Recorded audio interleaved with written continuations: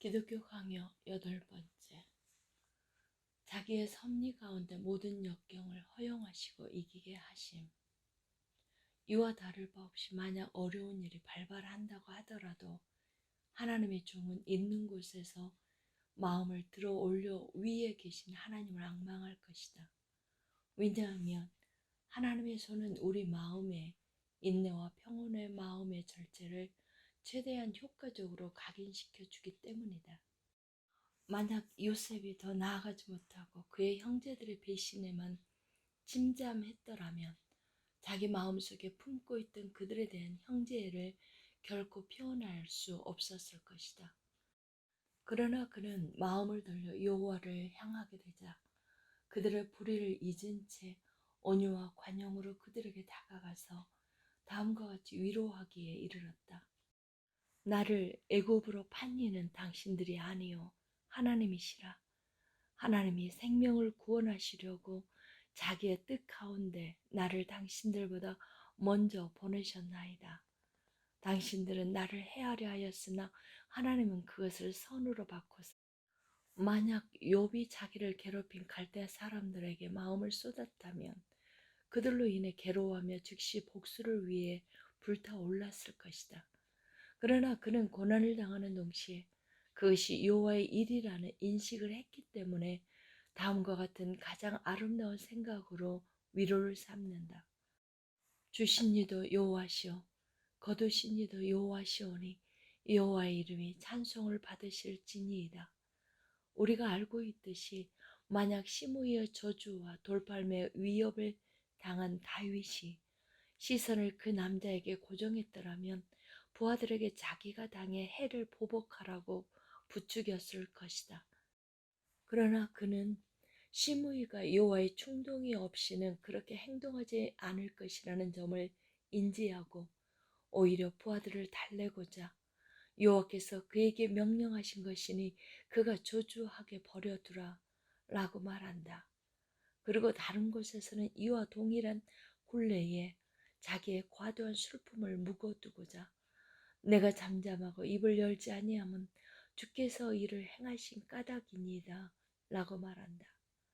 분노와 조급함에 대해 이보다 더 효과적인 처방이 없을진데 그것들을 유발하는 영역에 대해서 하나님의 섭리를 묵상하는 것이 적잖은 열매를 맺을 것이며 그것은 항상 다음과 같은 점을 마음에 상기시킬 것이다. 여호와가 그것을 원하셨다. 그러므로 그것을 참아야 한다. 그것에 대해서 다투지 못해서가 아니라 그가 원하시는 것은 의롭고 유익하지 않은 것이 없기 때문이다. 이를 요약하자면 우리가 부당하게 사람들에게 상처를 입었을 때 그들의 사악함을 간과하도록 하자. 그것에 대한 보복은 상처를 악화시키고 우리의 마음을 날카롭게 할 뿐이므로 잊지 말고 하나님께로 올라가서 우리에게 중한 죄를 범하는 적은 하나님의 의로운 경륜에 의해 허용되었으며 보내졌다는 사실을 확실히 믿는 것을 배우도록 하자.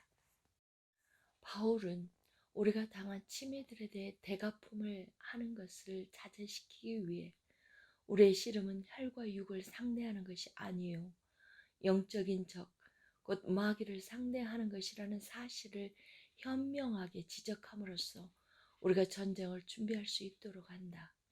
이 점에 있어서 붕괴에 이르게 하는 모든 자극을 진정시키기 위한 가장 유용한 충고는 하나님은 싸움을 위해 마귀와 모든 사악한 자를 무장시키시고 우리의 인내를 훈련시키기 위해 마치 경기장의 심판과 같이 앉아 계신다는 사실을 적시하는 데 있다.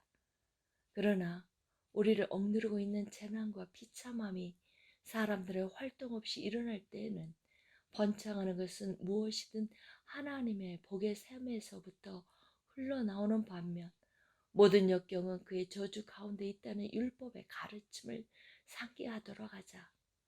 또 내게 대항할진대 나도 너희에게 대항하여 라는 무서운 경고의 두려움을 갖도록 하자. 이러한 말씀들은 우리의 게으름을 죄악시한다.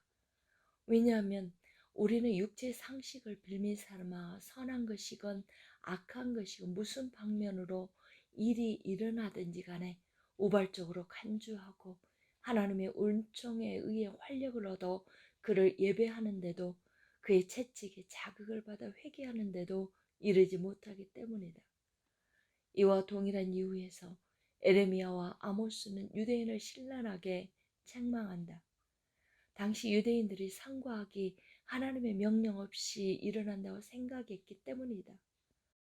이사야서의 다음 선언도 동일한 맥락에서 주어진다.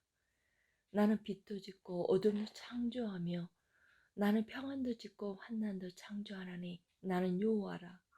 이 모든 일들을 행하는 자니라. 아홉 번째, 하부 원인들을 통한 하나님의 섭리의 작용. 한편 이러함에도 불구하고 경건한 사람은 하부 원인들을 무시하지 않는다. 실로 그는 자기가 은총을 받아 누리게 된 것이 하나님의 선하심을 위하여 사용되는 일꾼들로 말미암는다고 여기기 때문에 그들을 지나치지 아니하고 그들이 보여준 인간애가 감사를 받기에 합당한 가치가 있음을 인정할 것이다. 그리하여 자기가 그들에게 빚지고 있음을 마음 깊이 의식하고 그 빚을 기꺼이 고백하며 능력이 닿고 기회가 주어지는 한 최선을 다해서 감사를 돌리고자 애쓸 것이다. 간단하게 말해서 그는 자기가 받은 선한 것들로 인하여 여호와를 그 주요한 조성자로 경배하며 찬양할 것이며 사람들을 그의 일꾼들로 존경할 것이다. 그리고 하나님이 자기의 선하심을 드러내는 손으로 사용하고자 원하신 사람들을 통해 은혜를 베푸시는 것이 하나님의 뜻으로 말미암은 것이라는 사실 그 자체를 이해하게 될 것이다. 만약 경건한 사람이 자기의 무관심이나 미련함으로 어떤 손실을 입게 되면 여호와의 뜻에 따라 그러한 일이 일어났다고 확고하게 여길 테지만 그것을 자기의 탓으로 돌릴 것이다. 만약 그가 직분에 따른 치료의 의무가 있었음에도 불구하고 누군가의 질병을 부주의하게 다루어 심각한 결과가 초래되었다고 가정한다면 서로 그가 그 사람의 치료 전에 이미 넘어설 수 없는 위급한 지경에 이르렀음을 알고 있었다 하더라도 그것이 그의 죄를 경감시키지는 않을 것이다. 오히려 그는 자기가 직무를 충실하게 이행하지 않았기 때문에 그 태만의 죄로 그 사람이 죽게 되었다고 받아들이게 될 것이다. 만약 속이는 마음이나 사악한 마음을 가슴에 품고 고의로 살인이나 절도를 범하게 된다면 그에게는 하나님의 섭리라는 구실로 그것에 대해 변명할 여지가 없게 될 것이다. 오히려 이와 동일한 범죄에 있어서 그는 하나님의 의의와 인간의 불법이 각각 분명하게 보여주는 바를 뚜렷이 묵상하게 될 것이다. 무엇보다 경건한 사람은 미래의 일들과 관련하여 이러한 종류의 하부 원인들이 작용하는 논리에 특별한 관심을 쏟을 것이다. 그는 자기의 안녕을 위해 유익한 사람들의 도움이 부족하지 않다면 그건 역시 하나님이 베푸시는 복 중에 하나라고 여길 것이다. 그러므로 그는 자기를 도울 방편을 지니고 있다고 여기는 사람들의 도움을 강구하고자 그들의 권고를 듣는 것을 마다하지 않을 뿐만 아니라 게을리하지도 않을 것이다.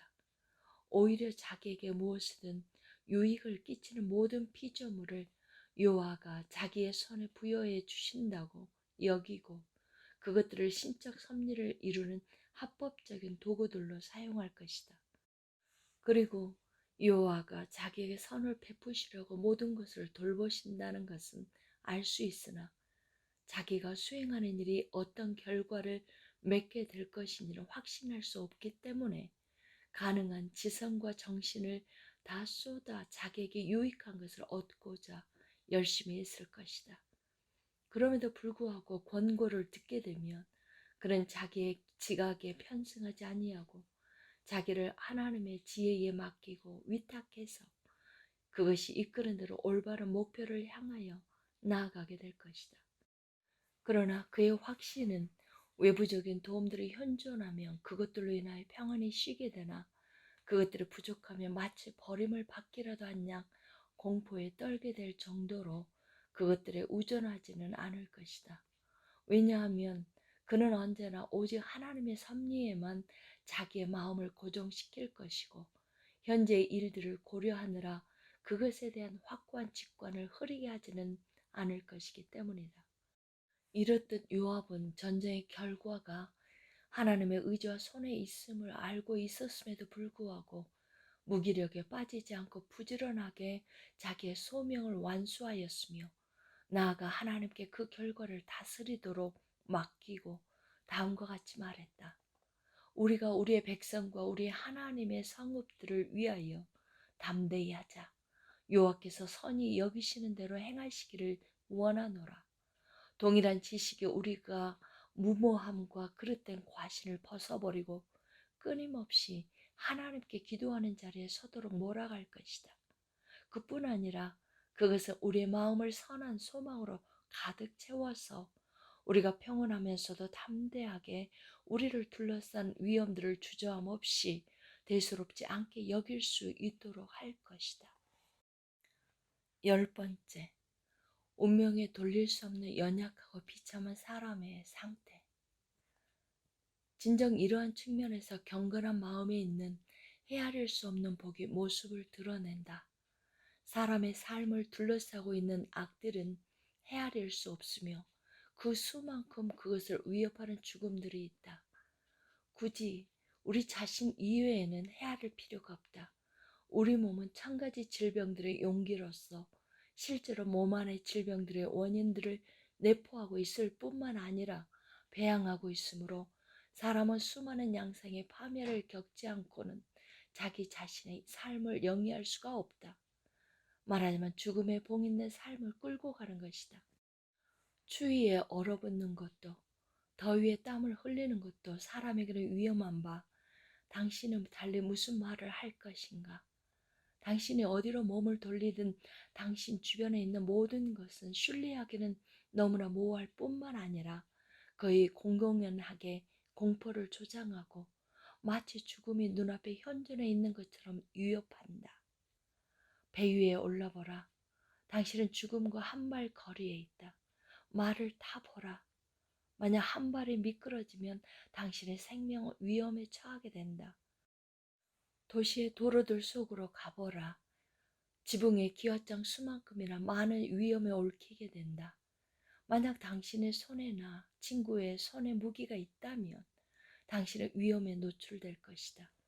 왜냐하면 당신이 보는 모든 야수는 당신의 파멸을 위하여 무장하고 있기 때문이다. 그렇다고 해서 당신이 담에 둘러싸인 종은 안에 평안히 묻혀 있으려고 애쓴들 보기에만 쾌적함이 있을 뿐 그곳에는 때때로 뱀이 숨어 있다. 당신의 집은 언제나 화재의 위험에 놓여 있는 바 낮에는 그 집이 당신을 빈곤하게 만들지는 않을까. 또한 밤에는 그 집이 당신 위에 무너져 내리지는 않을까 두려움에 떨게 한다. 당신의 들판은 우박, 서리, 한발 그리고 다른 재난들에 노출되어 있으므로 불모와 그에 따른 기근으로 당신을 겁박한다. 나는 독약들, 복병들, 강도들, 공공연한 폭력에 대해서는 넘어가고자 하는데 이것들 중 일부는 우리 집에서 꼼짝 못하게 하고 일부는 집 밖 멀리까지 지긋지긋하게 따라다닌다. 이러한 공경들 가운데 처해 있는 사람은 절반은 목숨이 살아있다고는 하나 마치 검투사의 칼이 언제나 자기의 목을 펴르고 그 바로 위에 달려 있기라도 한 것처럼 염려에 차고 가쁜 숨을 약하게 들이마실 뿐이니 어찌 가장 비참하다고 아니할 수 있겠는가. 당신은 이러한 일들이 거의 일어나지 않거나 적어도 항상 일어나지는 않으며 모든 사람에게 다 일어나지 않거나 한꺼번에 모두 일어나지는 않는다고 말할 것이다. 나도 인정한다. 그러나 우리는 다른 사람들의 예들을 통하여 우리에게도 이러한 일들이 일어날 수 있으며 우리의 생명도 다른 사람들의 생명과 다를 바 없이 외해가 될 수 없다는 경고를 받기 때문에 마치 그러한 일들이 우리에게 곧 닥치기라도 하듯이 두려워하고 경악하게 된다. 이러한 공포보다 더한 재앙들을 당신이 상상이라도 할 수 있겠는가? 그런데 만약 하나님이 모든 피조물 가운데 가장 고상한 사람을 이렇듯 맹목적이고도 무모한 모든 종류의 운명으로부터 일격을 당하도록 그냥 내버려 두셨다고 말한다면 그것은 하나님께 대한 모독이 아닐 수 없다. 그러나 여기에서 나는 사람이 운명의 주권 아래로 내몰리게 될 때 의식하게 될 비참함에 관해서만 말하기를 제안한다.